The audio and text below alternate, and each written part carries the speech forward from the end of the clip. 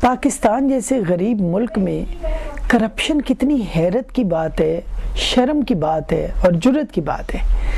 پچھلے 15 سالوں میں 194 ارب روپے 19,711 لوگوں نے ہڑپ کر لیے اور کوئی ان کو پوچھنے والا نہیں ہے۔ اور یہ جو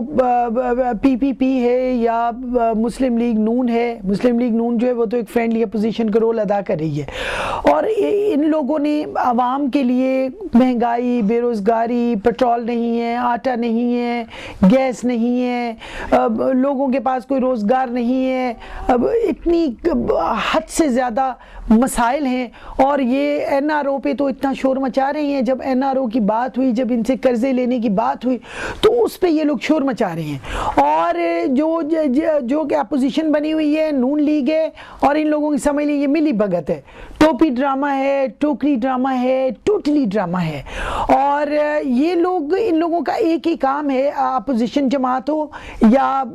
اپوزیشن جماعت بھی حکومت میں بیٹھی ہوئی ہے، اور اب حکومتی جماعت جو ہے وہ بھی بعض دفعہ لگتا ہے کہ یہ حکومتی جماعت نہیں، یہ بھی کوئی اپوزیشن جماعت ہے، کہ یہ ایک دوسرے کو صفائیاں دینے میں سارا وقت ان کا ایک دوسرے کو صفائیاں پیش کرنے میں لگتا ہے۔ یہ جب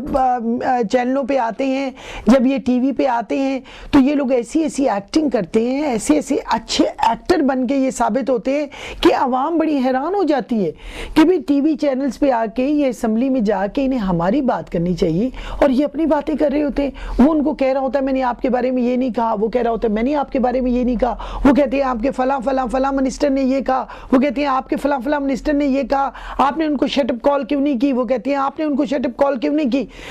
عوام بڑی حیران ہوتی ہے کہ یا اللہ، یہ تو فلم ایکٹروں سے بھی یہ تو نمبر لے گئے ہوئے ہیں، اتنے اچھے اداکار ثابت ہوئے ہیں، ہم ان کو سننے یا دیکھنے کے لیے اس لیے نہیں بیٹھے کہ یہ لوگ ایک دوسرے کو اپنی صفائیاں یا اپنے گلے شکوے چینلوں پہ آ کر کرے۔ وہ جو اینکر پرسن ہوتا ہے وہ بھی بہت پریشان ہوتا ہے کہ میں نے تو ان کو عوام کی باتیں، عوام کے مسائل، عوام کے لیے کیا کر رہے ہیں، ملک کے لیے کیا کر رہے ہیں، اور یہ آ کر ایک دوسرے کو صفائیاں دے رہے ہیں، اور پھر یہ جب ان کا کیمرے کی طرف منہ ہوتا ہے تو یہ ایک دوسرے کے ساتھ بڑے غصے سے لڑ رہے ہوتے ہیں۔ جب یہ دیکھتے ہیں کہ ہماری بات ختم ہوئی تو ہنسنے لگ جاتے ہیں، ایک دوسرے کو دیکھو حیران ہوتے ہیں لوگ کہ ہمارے ملک ناکام خرچ۔ اچھا،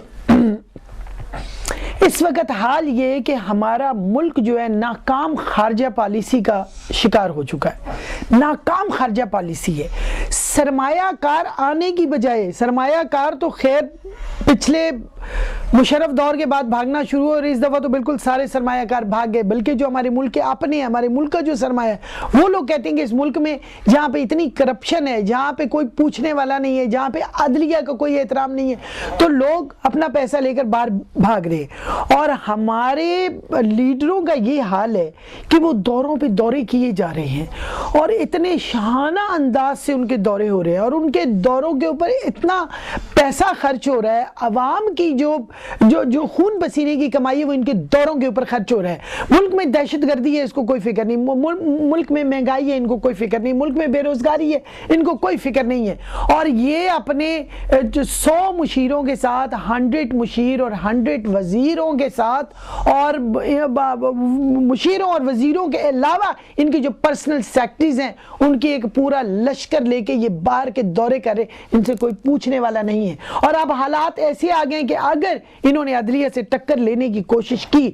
تو خدا نخواستہ ملک میں بہت خوفناک پوزیشن ہو سکتی ہے۔ ہم ان سے یہ پوچھتے ہیں کہ خدا را کہ اس ملک میں سسٹم نام کی کوئی چیز نہیں رہی،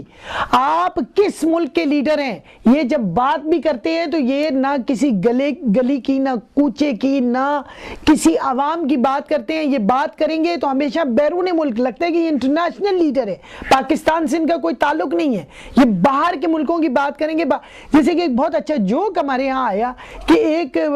جو ہے وہ ہسبینڈ گھر میں انٹر ہوئے تو بیوی نے ان سے لڑنا شروع کر دیا۔ بیوی نے کہا کہ اوہو، آپ نے تو مجھے بتایا نہیں آج تک، آپ تو ڈالروں میں ہی تنخواہ لیتے ہیں۔ انہوں نے کہا نہیں میں تو ڈالروں میں تنخواہ نہیں لیتا، میں تو روپیز میں۔ انہوں نے کہا آپ جھوٹ بولتے ہیں، آپ ڈالروں میں تنخواہ لیتے ہیں۔ تو ہسبینڈ نے کہا یہ آپ کو کیسے پتا چلا؟ انہوں نے کہا جی آج ہمارے پرائم منسٹر آئے تھے ٹی وی پہ، وہ کہہ رہے تھے کہ دیکھیں چینی جو ہے وہ امریکہ میں اتنے ڈالر کی ہے اور ہمارے ہاں تو اتنے کی ہے، پیٹرول وہاں اتنے ڈالر کا ہے, ہمارے یہاں تو اتنے ڈالر کا ہے, تو انہوں نے تو یہ ہم ڈالروں میں ہی تو تنخواہ آپ لیتے ہوں گے جب وہ ڈالر. تو یہ حال ہے کہ جب مہنگائی کی بات ہوتی ہے کہ ہمارے پوری دنیا میں تیل سستا ہو گیا, ہمارے ملک میں تیل مہنگا ہو